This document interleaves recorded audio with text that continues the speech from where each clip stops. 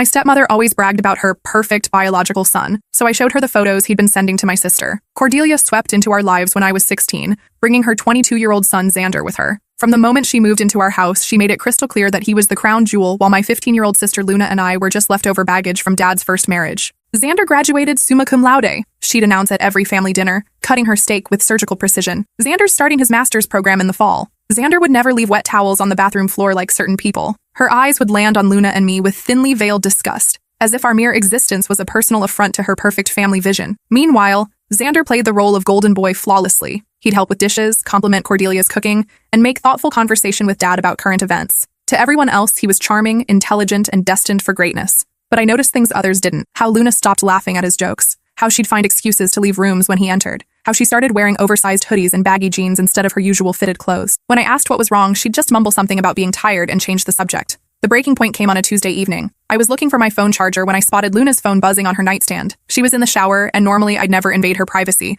but something about the frequency of notifications felt wrong. The screen showed 17 unread messages from Z, with photo attachments. My stomach twisted as I unlocked her phone. We'd always shared passwords. What I found made me physically sick. Explicit photos, disgusting messages, months of harassment disguised as compliments. You're developing nicely. Don't tell your parents. They wouldn't understand. This stays between us, or I'll make sure everyone knows what a tease you are. My hands shook as I scrolled through the evidence. The earliest message was from 3 months ago, right after Cordelia's birthday party when Xander had offered to help Luna with her college prep. That evening, Cordelia was holding court at dinner, regaling us with Xander's latest achievements. His professor called him exceptional, she beamed, dabbing her mouth with a cloth napkin. Said he's never seen such analytical thinking in someone so young. We're so blessed to have such a brilliant, respectful son. Dad nodded along, clearly trying to bond with his new wife. Luna pushed food around her plate, avoiding eye contact with everyone. I pulled out Luna's phone, screenshots ready. Actually, Cordelia, I wanted to show you something about your brilliant, respectful son. Her face lit up like Christmas morning, expecting more praise for her precious child. Instead, I slid the phone across the table. These are the photos and messages Xander's been sending to my sister for 3 months. The silence was deafening. Cordelia's fork clattered to her plate as she picked up the phone. Her perfect composure cracked as she swiped through image after image,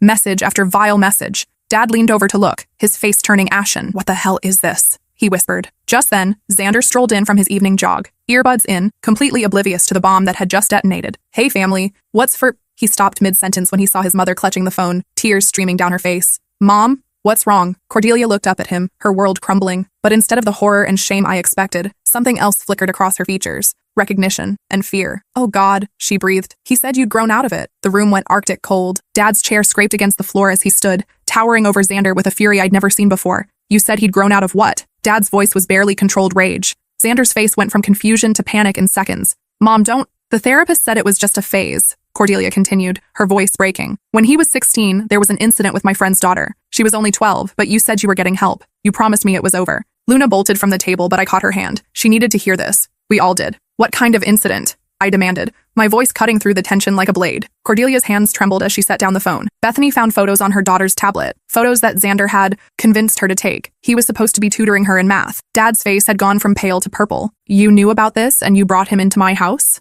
With my daughters? He was seeing Dr. Morrison twice a week, Cordelia pleaded. The report said he was making progress, that it was just adolescent boundary confusion that would resolve with maturity. Adolescent boundary confusion? Luna's voice cracked like a whip. She'd found her voice at the worst possible moment. Is that what you call harassment? Grooming? Making me feel like I was going crazy? Xander tried to step toward her, hands raised peacefully. Luna, you don't understand. I was just trying to help you feel confident about your body. You're going to thank me someday when— Dad's fist connected with Xander's jaw before he could finish the sentence. The sound was wet and final. Xander crashed into the china cabinet, sending my grandmother's wedding dishes exploding across the hardwood floor. Don't you dare try to justify what you did to my daughter, Dad roared. Blood streamed from Xander's nose as he scrambled backwards. It's not what you think. We were just talking. She was asking questions about relationships, and I was helping her understand. I pulled up one of the photos on Luna's phone and held it toward him. This is helping. This disgusting picture you sent her with instructions on what to do with it. Cordelia gasped and covered her mouth with both hands. She hadn't seen that one yet. There are 67 messages, I continued, my voice deadly calm, ranging from inappropriate compliments to explicit demands to outright threats. And these photos— I gestured to the phone. I'm pretty sure sending these to a minor is a felony. Xander's eyes darted between all of us, looking for an ally. Finding none, he shifted tactics. This is all a misunderstanding. Luna, tell them how you flirted with me first. How you asked me questions about sex education. You were curious and I was just being a good big brother and— Luna exploded. I never flirted with you. I never asked for any of this. You cornered me in the laundry room and told me I was developing into a beautiful woman. You said our parents wouldn't understand our special connection. You made me feel like I was the one doing something wrong. Her voice cracked on the last words, and seeing my strong, brilliant sister finally break sent me over the edge. I lunged at Xander, but Dad caught my arm. Call the police, he said quietly. Dad, no, Cordelia begged. Think about his future. He's about to start his master's program. One mistake shouldn't ruin his entire life. The audacity of it hit me like a physical blow. One mistake? Cordelia, you just admitted this happened before with another child. This isn't a mistake. It's a pattern. But he got treatment, she insisted. Dr. Morrison said, Dr. Morrison clearly failed. Dad cut her off. And so did you. You brought a predator into my home and put my children at risk. While they argued, I was already on my phone with 911. I need to report sexual harassment of a minor, I said clearly. And I have photographic evidence. The dispatcher took our information and said officers would be there within 10 minutes. During those 10 minutes, Xander tried everything. Denial, minimization, blame shifting, and finally, when nothing else worked, threats. You have no idea what you're doing, he hissed at me while holding ice to his bleeding nose. My mother has connections in this town. Her law firm handles cases for half the police department. They'll believe me over some jealous stepsisters looking for attention. Actually, I said, pulling out my own phone, I've been recording this whole conversation, including the part where you just threatened us. His face went white. You can't do that. That's illegal. In this state, only one party needs to consent to recording. I consent. I smiled grimly. And now I have your confession on tape, plus your mother's admission that you've done this before. Cordelia slumped in her chair like a deflated balloon. Xander, please tell me these messages aren't real. Tell me this is some kind of misunderstanding. He looked at his mother, the woman who defended him through everything, who'd covered for him, who'd convinced herself his predatory behavior was just a phase.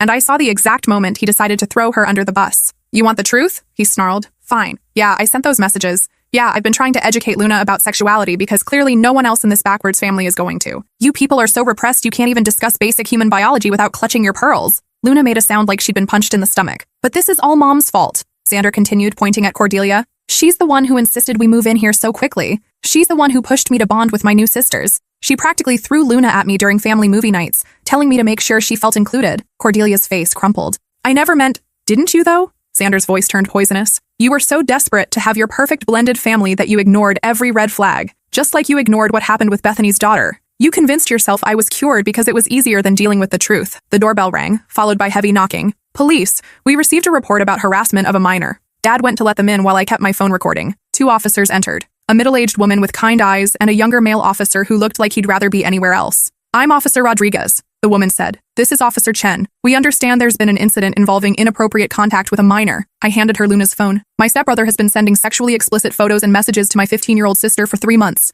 I have screenshots of everything. Officer Rodriguez took the phone and began scrolling through the evidence. Her expression grew progressively darker with each swipe. Sir, she said to Xander, I need you to step outside with Officer Chen while I finish reviewing this evidence. This is harassment, Xander protested. These girls are just trying to get attention because their parents got divorced and, Sir, Officer Chen's voice was firm. Outside. Now. As soon as Xander was gone, Officer Rodriguez turned to Luna with gentle eyes. Sweetheart, I know this is difficult, but I need to ask you some questions. Did this young man ever touch you inappropriately or try to meet you in person? Luna's voice was barely a whisper. He cornered me in the laundry room 3 weeks ago. He said he wanted to see if I looked like the photos he'd seen. He tried to lift up my shirt, but I ran away. My vision went red. Dad's jaw clenched so hard I could hear his teeth grinding. Officer Rodriguez made notes. Did you tell anyone about this incident? I tried to tell Cordelia, but she said Xander was just being friendly, and I was misinterpreting brotherly affection. Officer Rodriguez looked at Cordelia with disgust. Ma'am, when a child reports inappropriate behavior, the correct response is to investigate, not dismiss their concerns. Cordelia was sobbing now. I thought she was just having trouble adjusting to the new family dynamic. Xander seemed so normal, so helpful around the house. Predators often present as charming and helpful,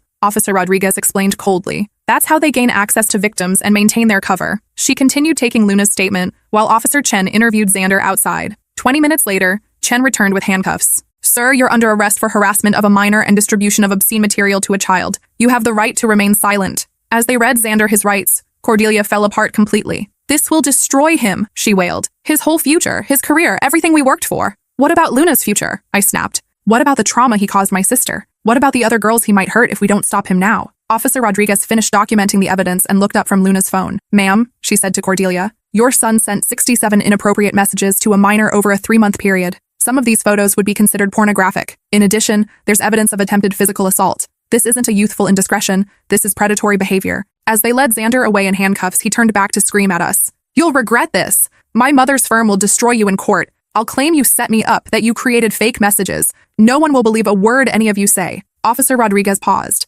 Sir, that sounds like witness intimidation, which is another felony. Would you like me to add that to your charges? Xander finally shut up. After the police left, our house felt like a crime scene. Cordelia sat at the kitchen table, staring at the broken china scattered across the floor. I need to call his lawyer, she said dully. No, Dad said firmly. You need to pack your things and leave. Cordelia looked up in shock. What? You heard me. Pack your things and get out of my house, tonight. But we're married, she protested. You can't just watch me. Dad's voice was ice cold. You brought a sexual predator into my home and endangered my children. When my daughter tried to tell you what was happening, you dismissed her concerns and protected your son instead. You chose him over Luna's safety. I didn't know, Cordelia whispered. You didn't want to know, I corrected. There's a difference. Dad continued ruthlessly. I'll be filing for divorce tomorrow morning. I'll be requesting a restraining order to keep both you and your son away from my children. And if you try to contact Luna or pressure her to change her story, I'll make sure the prosecutor knows about witness intimidation. Cordelia's face went ashen. You can't take everything. I have rights. I put money into this house, into our life together. Sue me, Dad said simply. We'll let a judge decide what your silence was worth. She stumbled upstairs to pack while Luna and I sat in the living room, processing everything that had just happened.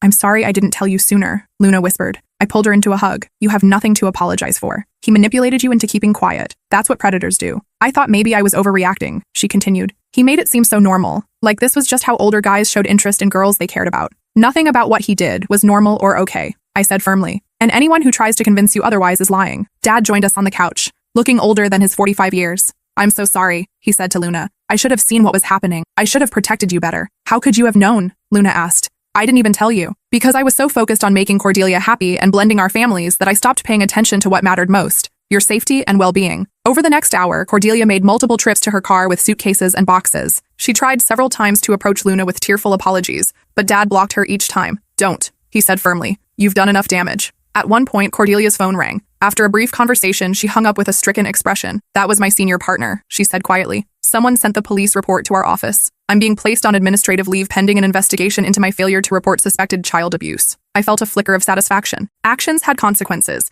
even for high-powered attorneys who thought they were above the law. Maybe you should have thought about that before you prioritized your son's reputation over my sister's safety, I said coldly. Cordelia looked at me with something like hatred. You destroyed our family. No, Luna spoke up, her voice stronger than it had been all evening. Xander destroyed it when he decided to abuse his position as my stepbrother. You destroyed it when you chose to protect him instead of me. We just refused to keep your secrets anymore. As Cordelia loaded her final box into her car, she turned back to Dad one last time. You'll never find anyone who loves you like I did, she said bitterly. Dad's response was swift and brutal. I never want to find someone who loves me the way you do, with conditions and blind spots and willful ignorance when the truth becomes inconvenient. After she drove away, the three of us sat in the wreckage of our dining room, surrounded by broken dishes and shattered illusions. What happens now? Luna asked. Now we heal, Dad said simply, and we make sure Xander faces consequences for what he did. The next few weeks were a whirlwind of legal proceedings. Xander's lawyer tried every defense in the book. Luna was a troubled teen acting out. She'd fabricated the messages for attention. She'd seduced his innocent client. None of it stuck. The evidence was overwhelming. 67 messages over 3 months,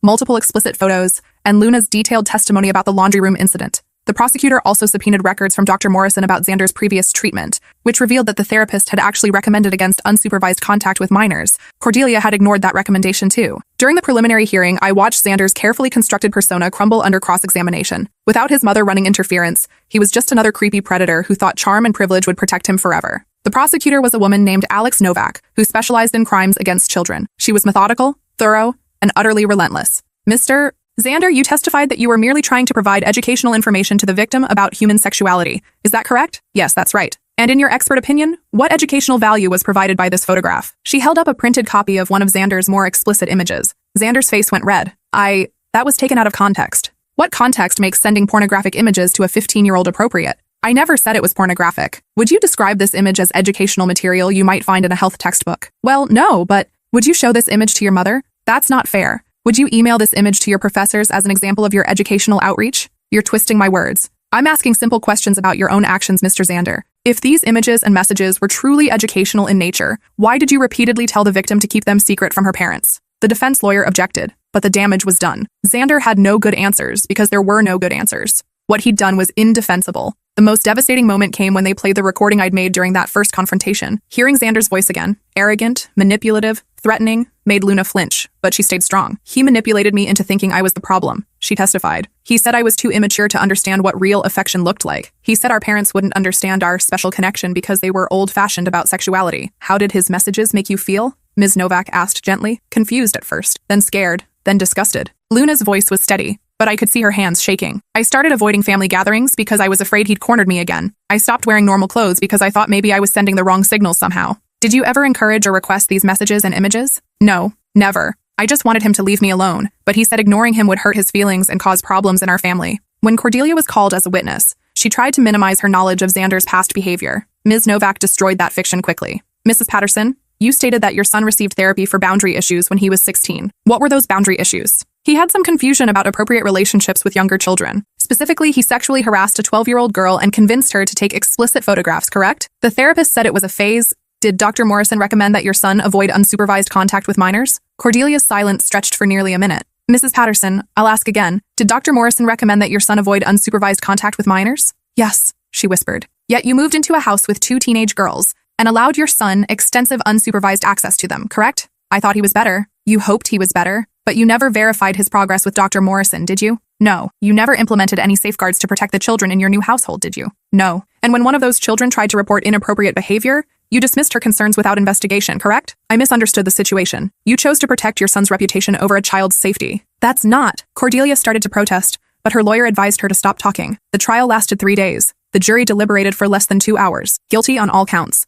Xander was sentenced to 3 years in prison, followed by 5 years of supervised probation and mandatory registration as a sex offender. His master's program expelled him. His future in academia was over. Cordelia's law firm fired her after their internal investigation revealed that she'd failed to report suspected child abuse, which violated both state law and bar ethics rules. Her law license was suspended for 2 years. During the sentencing hearing, Luna read a victim impact statement that brought the entire courtroom to tears. Xander stole my sense of safety in my own home, she said, looking directly at him. He made me doubt my own perceptions and blame myself for his actions. He turned what should have been a normal family situation into a nightmare of manipulation and fear. She paused, gathering strength. But he didn't break me. His mother's willful blindness didn't silence me, and their attempts to discredit me only made me more determined to speak the truth. Luna looked over at me and Dad, sitting in the front row. I'm lucky to have family members who believed me, supported me, and refused to let this be swept under the rug. Not every victim has that support system, but every victim deserves justice, and every predator deserves consequences. She turned back to Xander. I hope you get the help you need in prison. But more than that, I hope you never have the opportunity to hurt another child the way you hurt me. After the trial,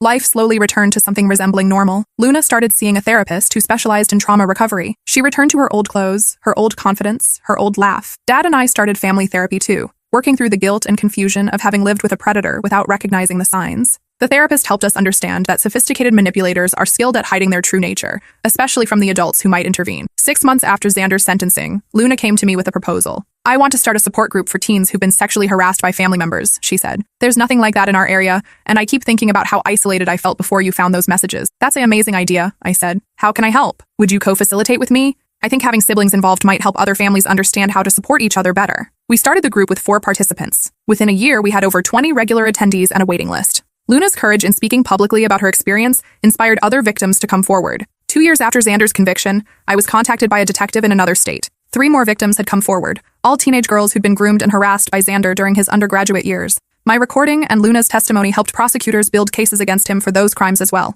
Xander pled guilty to avoid additional trial time, adding another 4 years to his sentence. Cordelia never contacted us again. I heard through mutual acquaintances that she'd moved to another state and taken a job as a paralegal under her maiden name. She'd tried to reinvent herself, but her reputation followed her. Some bridges, once burned, can never be rebuilt. On Luna's 18th birthday, she got a tattoo on her wrist. Survivor. Not victim, not broken. Survivor. It reminds me that I have power, she explained. He tried to take that away from me, but he failed. That night, as we celebrated with her favorite chocolate cake, Luna made a toast. To family members who listen when we speak up, she said, raising her glass of sparkling cider. To sisters who invade our privacy for all the right reasons. And to justice, even when it's delayed. I raised my own glass. To little sisters who find their voices and use them to protect other people. Dad added, to choosing truth over comfort, always. As we clinked glasses, I realized that Cordelia had been wrong about one thing. Xander's crimes hadn't destroyed our family. They'd made us stronger. We'd learned that love without truth is worthless, that protection requires vigilance, and that breaking silence is sometimes the most loving thing you can do. The perfect family Cordelia had envisioned never existed, but the real family we'd become, scarred, tested, but unbreakably honest with each other, was something far more valuable. Luna started college the following fall, majoring in social work with a focus on trauma recovery. During her orientation week, she helped 2 freshmen report harassment incidents to campus security. Once you know what the warning signs look like, she told me during our weekly phone call, you can't unsee them, and you can't stay silent when someone else is in danger. That Christmas, we decorated our tree with ornaments that had special meaning, A small phone charm to represent the courage to speak up, a puzzle piece for family bonds that had been broken and reformed stronger, and a star at the top for the light that emerges when truth finally conquers darkness. We never heard from Xander again. I assume he's still in prison, learning that actions have consequences, and that charm only works on people who don't know your true nature. Sometimes I wonder if he thinks about Luna and the future he stole from himself, whether he understands that his crimes didn't just hurt one 15-year-old girl, they destroyed multiple lives, including his own. But mostly, I don't think about him at all, because predators thrive on attention and fear, and he deserves neither. Instead, I think about the 23 kids in our support group who found their voices, about the parents who learned to listen without judgment, about the siblings who discovered that love means protection, not silence. I think about Luna, now 21, counseling other survivors and refusing to let anyone convince her that abuse is normal or that speaking up is disloyal. And I think about Dad, who learned that being a good parent sometimes means destroying the family you thought you wanted in order to protect the children who are actually yours. We're not the family Cordelia dreamed of creating. We're something better. A family that chooses truth over comfort, safety over reputation, and justice over keeping secrets. And that's something worth celebrating.